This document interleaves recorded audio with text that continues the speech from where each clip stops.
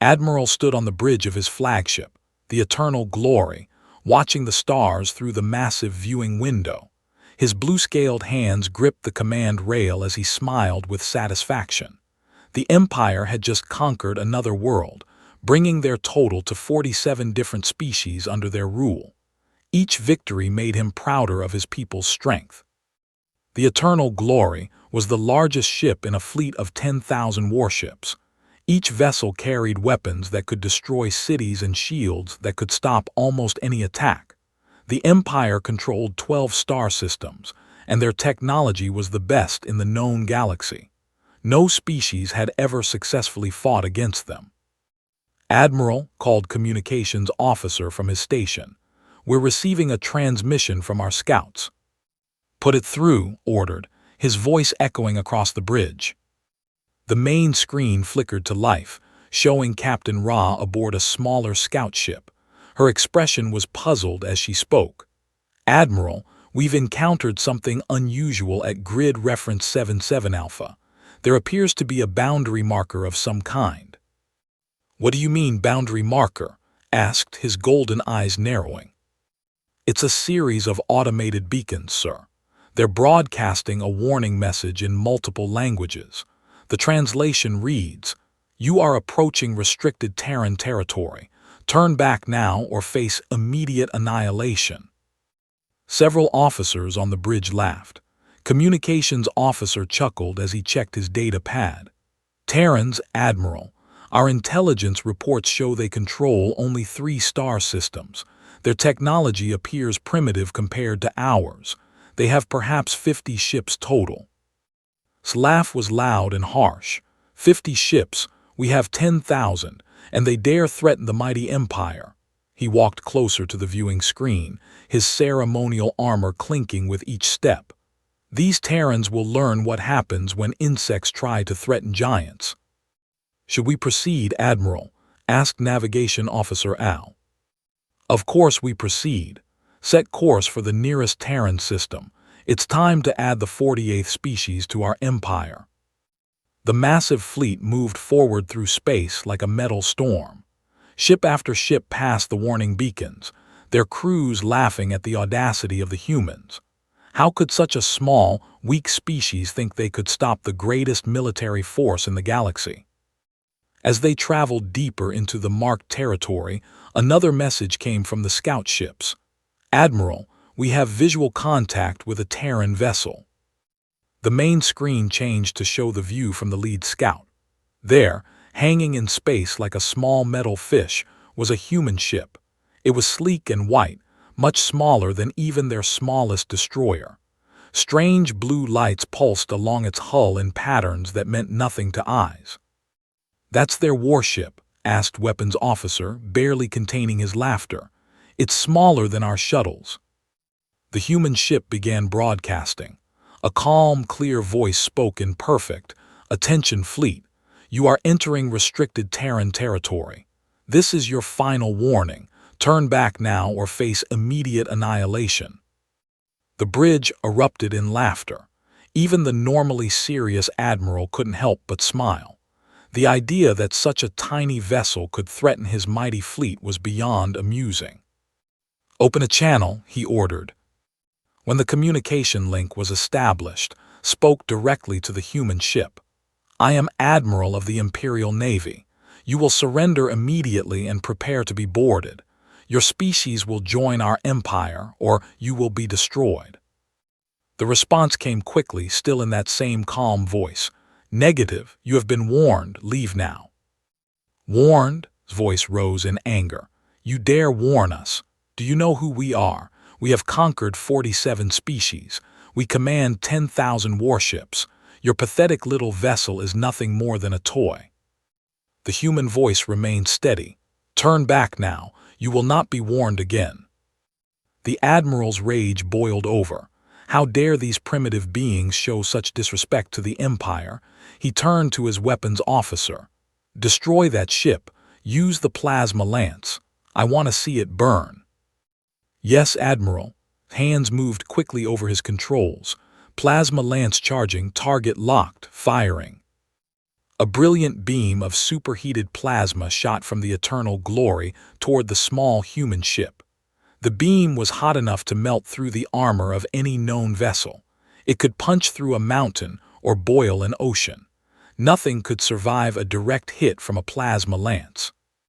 The beam struck the human ship perfectly. For a moment, the entire area was filled with blinding light as the plasma exploded against its target. When the light faded, the officers on the bridge stared in confusion. The human ship was gone. Not destroyed, not exploded into pieces, simply gone. The space where it had been was completely empty. "Sensors report," demanded. Sensor Officer N frantically checked his instruments. "Sir, I'm reading nothing. No debris, no energy signatures, no trace of the vessel at all. It's as if it never existed." "That's impossible," the Admiral said, but his voice had lost some of its confidence. "Ships don't just disappear. Check the sensors again." "I've run 3 full scans, sir. There's nothing there." Stared at the empty space where the human ship had been. In all his years of conquest, he had never seen anything like this. Ships exploded when hit by plasma lances.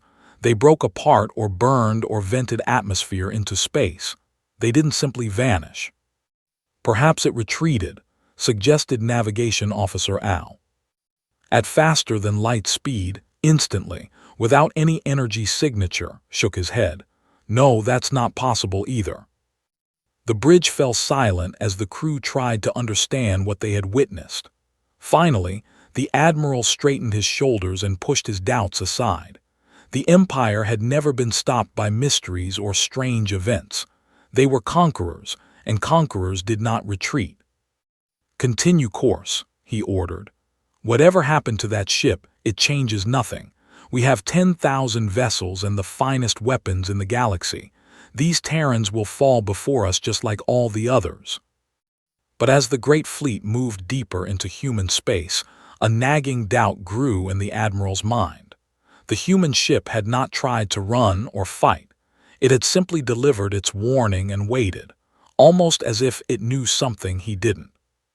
Almost as if it wasn't afraid. The fleet moved through space like hungry predators. Admiral had pushed the strange disappearance of the human ship from his mind.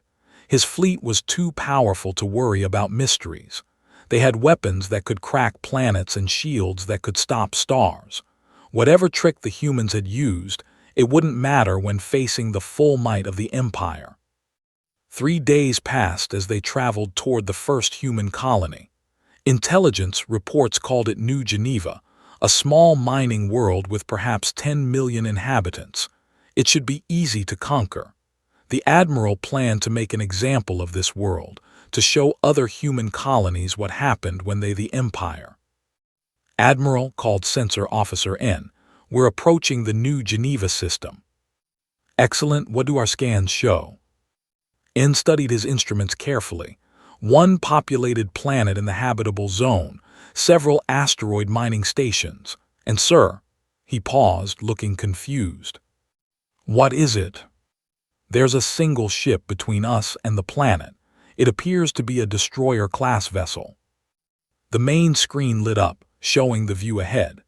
There, hanging alone in the vast darkness of space, was a human warship. It was larger than the first vessel they had encountered, perhaps the size of a cruiser, but it still looked small compared to their mighty dreadnoughts.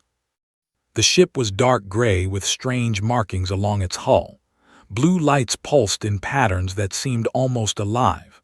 Unlike ships, which were built to look fierce and threatening, this vessel had smooth curves and appeared almost peaceful.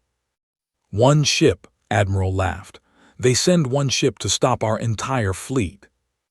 "It's broadcasting, sir," reported Communications Officer. "Let's hear what they have to say." The same calm voice they had heard before filled the bridge. "Fleet, you are in violation of clearly marked territorial boundaries. This is your final warning. Turn back now or face the consequences." The Admiral's laugh was harsh and loud. "Final warning, from 1 ship."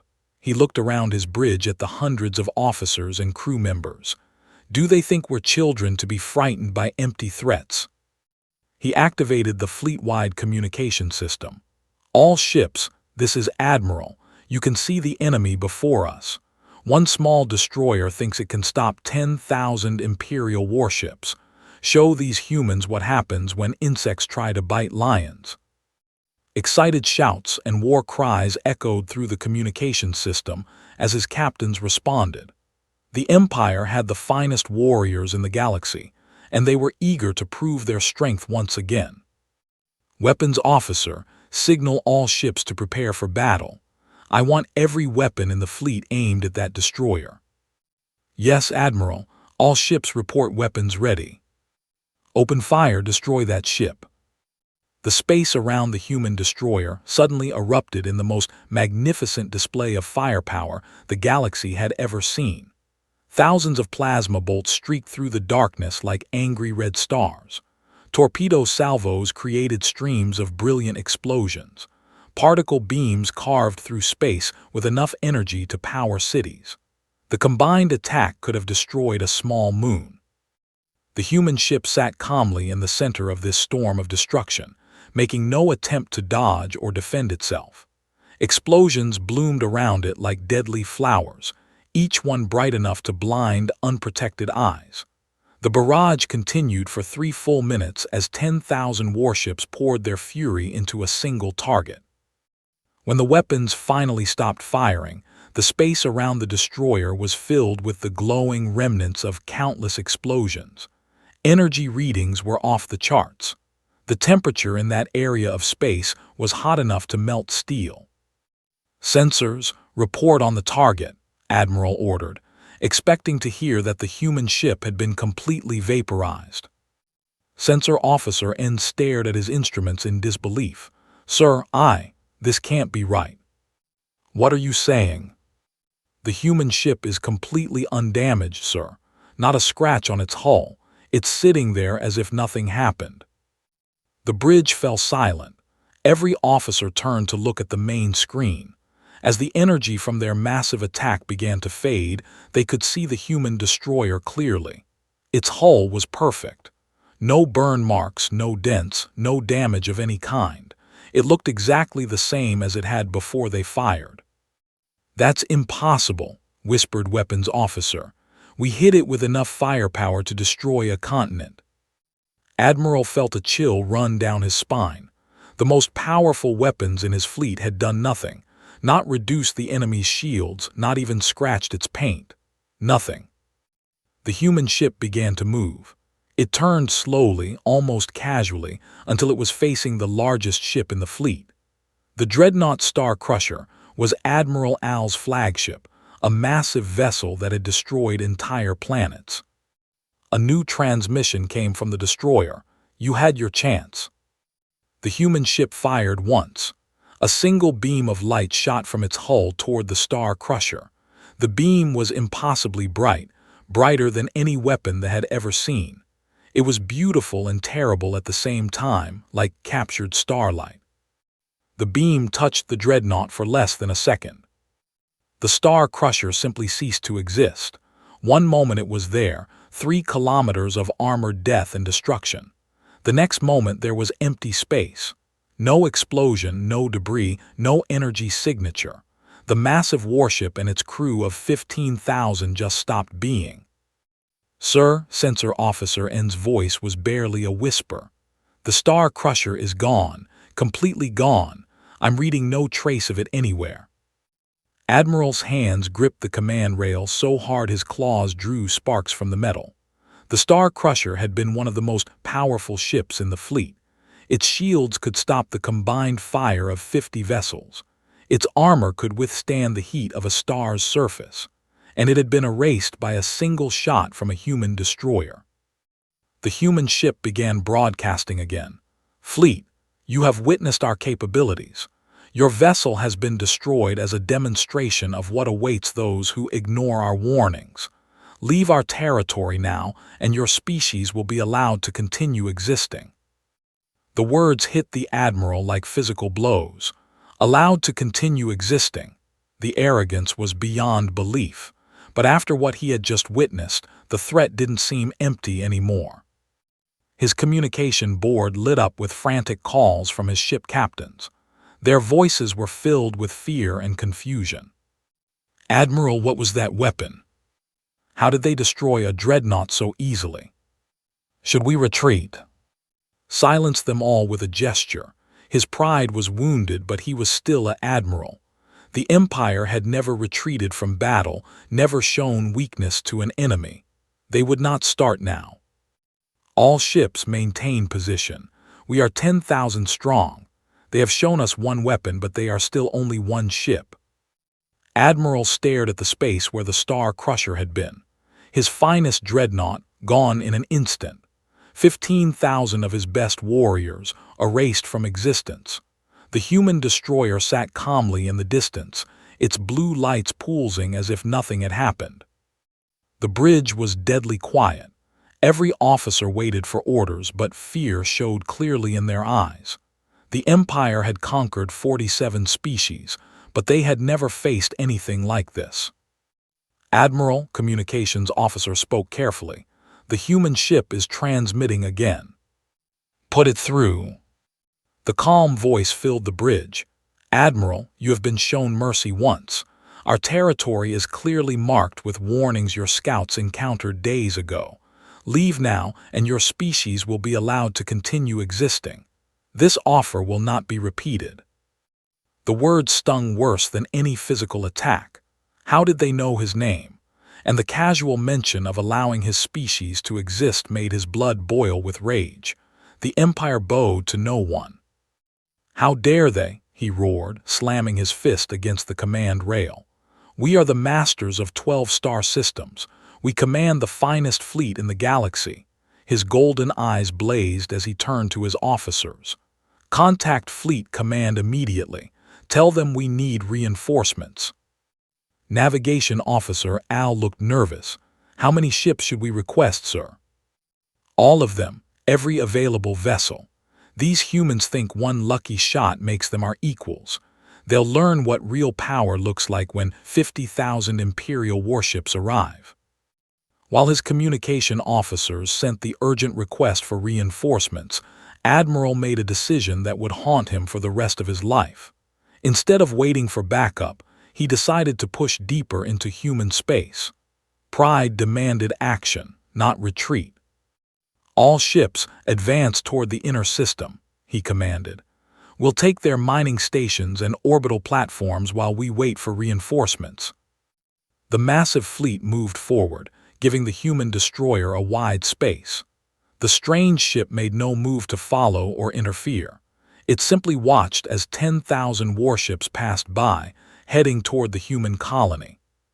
But as they approached New Geneva, they found something unexpected. The planet was empty.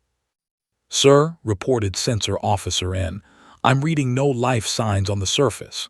The cities are intact, but there are no humans anywhere." "Evacuated?" asked the Admiral. "It appears so, sir. Very recently, too. I'm detecting warm engines on transport ships leaving the system, but they're already too far away to intercept." Admiral frowned. The humans had abandoned their own world rather than fight for it. Was this cowardice or something else? His answer came in the form of a transmission from the planet's surface. Every communication device in the fleet received the same message at once. "You were warned. This planet has been evacuated to prevent civilian casualties. You are trespassing in clearly marked Terran territory. Leave now." The message repeated every hour as the fleet searched the system. They found mining stations empty, orbital factories abandoned, defense platforms deserted. Everything the humans could move, they had moved. Everything they couldn't take, they had left behind like unwanted furniture. "Sir," called Navigation Officer Al, "we're receiving reports from our scouts in the other human systems." "What do they say?" "The same thing, Admiral. Every human world has been evacuated. No resistance, no fighting, just empty planets with the same warning message broadcasting from the surface." Admiral walked to the viewing window and stared out at the abandoned human colony. This wasn't normal conquest. When the Empire attacked a world, the inhabitants fought back. They defended their homes, their families, their way of life. They didn't just leave everything behind and disappear. "They're not running away," he said slowly, understanding beginning to dawn. "They're clearing the battlefield." The thought sent a chill through him. You only cleared civilians from a battlefield when you planned to use weapons that would kill everyone in the area. What kind of weapons did the humans have that required evacuating entire star systems? Over the next 2 weeks, reinforcements arrived from across the Empire. 50,000 additional warships jumped into the system, the largest fleet ever assembled in Imperial history. The space around New Geneva filled with massive dreadnoughts, swift cruisers, and countless smaller vessels. Admiral stood on his bridge, feeling more confident now. 60,000 ships meant 60,000 chances to study human technology, to find their weaknesses, to prove the superiority of the Empire. "Admiral," reported his intelligence officer, "we've completed analysis of the evacuated worlds." "What did you find?" "The humans are very efficient, sir. They removed every person, every animal, even most of their technology, but they left behind something interesting." The main screen showed images from the surface of New Geneva. In the center of the largest city, a massive sign had been erected. The words were written in script, large enough to be seen from orbit. "You were warned." Similar signs appeared on every world the humans had evacuated. Not threats, not angry messages, just simple statements of fact. The humans had warned them. They had ignored the warning. Everything that happened next was the consequence of that choice. "Sir," communications officer interrupted his thoughts, "we're receiving intelligence reports from deep space monitors." "What kind of reports?" "The humans, sir. Our scouts have located it, the planet they call Earth." Admiral smiled for the first time in weeks. Finally, they would face the source of human power. Whatever secret weapons the humans possessed, they would be concentrated around their most important world. "How many ships are defending it?" The intelligence officer checked his data pad. "That's the strange part, sir. Very few. Perhaps a dozen vessels, and they appear to be cargo ships rather than warships. There are no orbital defense platforms, no fleet concentrations, no sign of military preparation." "Impossible. Every species protects there with everything they have." "The scans are very clear, Admiral. Earth appears to be defended by a single space station and a handful of civilian vessels." Admiral laughed, his confidence returning. "Then that's where we'll end this. Set course for Earth. It's time to show these humans what happens when they threaten the Empire." As 60,000 Imperial warships turned toward the human, none of them noticed the small objects that had been following their fleet. Objects that looked like pieces of space debris, but pulsed with the same blue lights as human ships. The humans had been watching, they had been learning, and they had been waiting. The real battle was about to begin. The journey to Earth took 5 days. Admiral spent every moment planning the attack that would crush human resistance forever. 60,000 ships would be more than enough to destroy whatever defenses the humans could mount. The intelligence reports had been clear. Minimal military presence, mostly cargo vessels, and only one space station. "It's almost insulting," he told his senior officers during a battle planning meeting. "They evacuate 3 star systems but leave there practically undefended. Either they're completely insane, or they think we're stupid enough to fall for an obvious trap." "What kind of trap could they spring with cargo ships, sir?" asked Captain, commander of the dreadnought Iron Fist. "That's exactly what worries me," the admiral replied. "Nothing about these humans makes sense. Their technology is beyond anything we've seen, but they use it defensively. They could have destroyed our entire fleet at New Geneva, but they only eliminated 1 ship. Why show mercy to an invading army?" Captain Ara, his tactical advisor, studied the holographic display. Perhaps they're genuinely peaceful, sir. Some species value life above conquest. Admiral snorted. No species stays peaceful for long when facing the Empire. We'll soon see what they're really capable of. When the massive fleet finally reached Earth's solar system, what they found every military textbook ever written. The human hung in space like a blue-green jewel, surrounded by the most pathetic defenses any Imperial officer had ever seen. "Sir," reported Sensor Officer N, "I'm reading one space station in Earth orbit. It appears to be a civilian structure, possibly a research facility or trade hub. No weapons signatures I can detect." "What about ships?" 13 vessels total. Most appear to be cargo haulers or mining ships. I see 3 that might be military, but they're smaller than our destroyers. Admiral stared at the display in disbelief. Earth should have been surrounded by thousands of warships, orbital defense platforms, and weapon satellites. Instead, the humans had left their most precious world defended by what looked like a small merchant fleet. "It has to be a trap," he muttered. "No species leaves there this exposed." The space station began broadcasting as soon as the fleet entered the system. "Attention, Imperial Navy. This is Terra Station. You are in violation of clearly marked territorial boundaries and are approaching the sovereign territory of the Human Federation. Turn back immediately." The Admiral opened a channel to respond. "I am Admiral of the Empire. You will surrender your pathetic world immediately, or we will take it by force." "Admiral," the human voice was still calm and polite, "this is your final opportunity to leave with your lives. You have been warned repeatedly about the consequences of trespassing in Terran space. We ask you one last time, please leave." The word "please" sent the Admiral into a rage. They were being polite to him.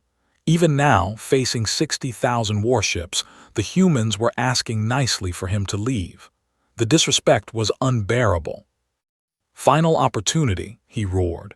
"You're in no position to make demands. Look around you. We have 60,000 ships. You have 13. He gestured wildly at the tactical display. "We could turn your planet into molten slag in minutes." "We are aware of your capabilities, Admiral. The question is, are you aware of ours?" "Your capabilities," laughed so hard he nearly choked. "What capabilities? You have cargo ships." "Please reconsider, Admiral. Leave now, and your empire will be allowed to exist." That was the final insult. Allowed to exist. The Empire was the greatest civilization in the galaxy. These arrogant humans would learn their place. "All ships," he broadcast on the fleet command frequency, "prepare to reduce the planet Earth to ash. I want every weapon in the fleet aimed at the surface. Show these humans what real power looks like." Across the vast expanse of space, 60,000 warships turned their weapons toward the blue world. Plasma cannons capable of melting continents charged to full power. Torpedo tubes loaded with planet-killer warheads. Particle beams that could carve through mountains prepared to fire. "Sir," Sensor Officer N called out suddenly, "something's happening to the human ships." Admiral looked at the tactical display and felt his blood turn to ice. The 13 human vessels were changing. What had appeared to be simple cargo haulers were unfolding like metal flowers. Hull plates shifted, revealing hidden sections beneath. New components emerged from spaces that shouldn't have existed. "What are they doing?" he whispered. The largest cargo ship expanded first. Its hull split along invisible seams, revealing a framework beneath that was 10 times larger than the original vessel. Then sections began extending outward like the arms of some vast mechanical creature. Other ships connected to it, adding their own expanding structures. "Sir," N's voice was filled with awe and terror, "the human ships they're combining somehow, and they're huge, much bigger than they appeared." More ships began emerging from behind Earth's moon. Not 13 vessels, but hundreds. They had been hidden, somehow invisible to sensors. Each one began its own transformation, unfolding and expanding until they dwarfed even the largest Imperial dreadnoughts. Impossible, Admiral breathed. Ships can't just appear from nothing. But they kept coming. From asteroid fields that had seemed empty, human vessels emerged. From behind planets, from the dark side of moons, from places that had shown no energy signatures. The space around Earth was filling with ships that made his mighty dreadnoughts look like toys. Admiral, communications officer's voice cracked with fear. We're receiving new readings from our deep scanners. What readings? Sir, the ships aren't just big. They're not like anything in our databases, the energy levels. I don't think they're ships at all. What do you mean? I think each one is some kind of construction platform, or a factory, or maybe a weapon. I can't tell because the technology doesn't match anything we know.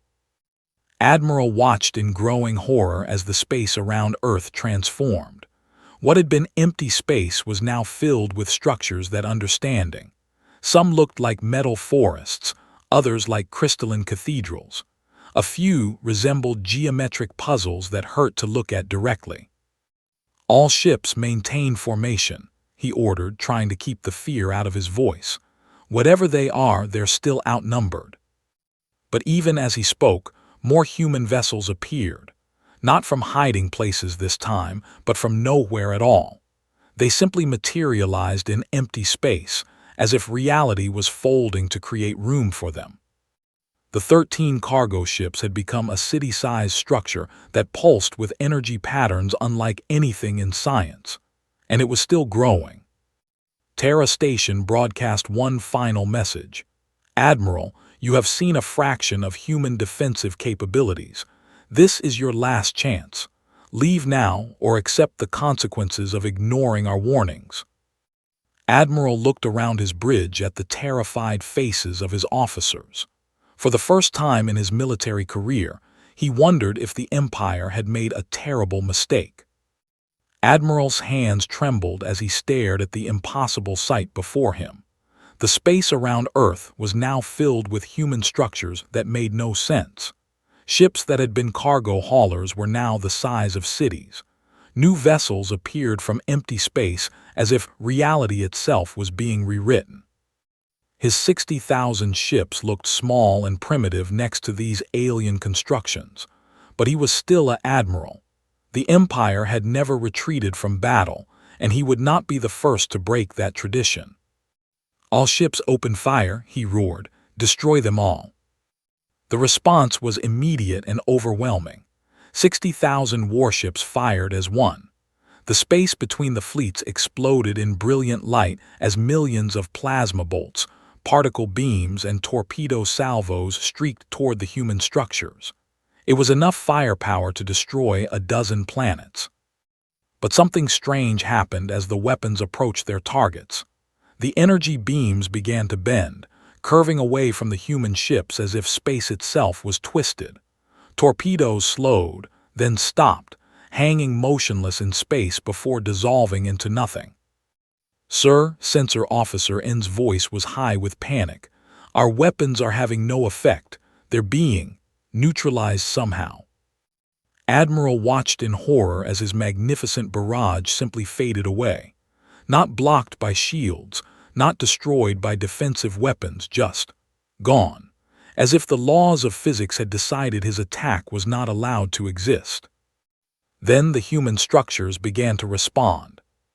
What happened next was beyond Admiral's ability to understand or describe. The human ships didn't fire weapons in any sense he recognized. Instead, the space around his fleet began to change in ways that hurt to watch. Near the left wing of his formation, gravity suddenly reversed. 300 Imperial cruisers found themselves being pulled away from Earth instead of toward it. They fought against the impossible force, but their engines couldn't overcome gravity flowing backward. The ships accelerated helplessly until they reached the edge of the solar system, where they simply stopped existing. In the center of his fleet, time began flowing differently. Admiral watched through his tactical display as a group of his finest dreadnoughts started aging rapidly. Their hulls rusted and cracked. Their crews grew old and died in seconds. Within minutes, ships that had been the pride of the Empire crumbled to ancient dust that scattered in the solar wind. On the right flank, space itself became hostile. The vacuum between stars, which should have been empty and safe, suddenly gained the properties of acid. Ship hulls began dissolving as the universe around them turned corrosive. Screams echoed through the communication channels as crews watched their vessels melt away beneath their feet. Admiral, communications officer, voice cracked with terror. The Iron Fist reports their engines are running in reverse. Looked at the tactical display and saw Captain's dreadnought moving backward through space. But it wasn't retreating. The ship's engines were somehow pulling energy out of space and feeding it back into the void. The massive warship grew smaller and dimmer as its own power systems consumed it from within. "Sir, the Star Hammer says their weapons are attacking themselves." Another group of ships flickered on the display as their own guns turned inward. Plasma cannons melted their own hulls. Torpedo tubes exploded, launching their deadly cargo into their own ships. It was as if the weapons had decided their proper targets were the vessels that carried them. More impossible attacks followed. Some ships found their armor transforming into flowers that bloomed and withered in the cold of space. Others discovered their crews had been replaced with mathematical equations that tried to calculate themselves out of existence. A few unlucky vessels simply forgot they existed and winked out of reality. "This is impossible," Admiral screamed at his tactical officer. "Physics doesn't work this way." "I think that's the point, sir," Captain Ara replied, her voice hollow with shock. "They're not using technology as we understand it. They're editing reality itself." The slaughter continued with methodical precision. The humans weren't angry or savage in their attack. They were calm, efficient, almost gentle as they unmade 60,000 warships. Some vessels were aged into nothingness. Others were compressed into mathematical points. A few were simply convinced they were made of light and scattered across the galaxy. Admiral realized with growing horror that his flagship was being deliberately spared. Human attention flowed around the eternal glory like water around a stone. They were being protected, preserved to witness the complete destruction of everything else. "Sir," Sensor Officer N whispered, "we're the only ship left." The Admiral looked at his tactical display, which now showed empty space where his magnificent fleet had been. 63,000 Imperial warships, the finest military force ever assembled, had been reduced to cosmic dust in 17 minutes. Not through superior firepower or clever tactics, but by beings who could apparently rewrite the laws of physics at will. A transmission came from Terra Station. "Admiral, you have witnessed the consequences of ignoring our warnings. Your fleet has been eliminated with minimal effort on our part.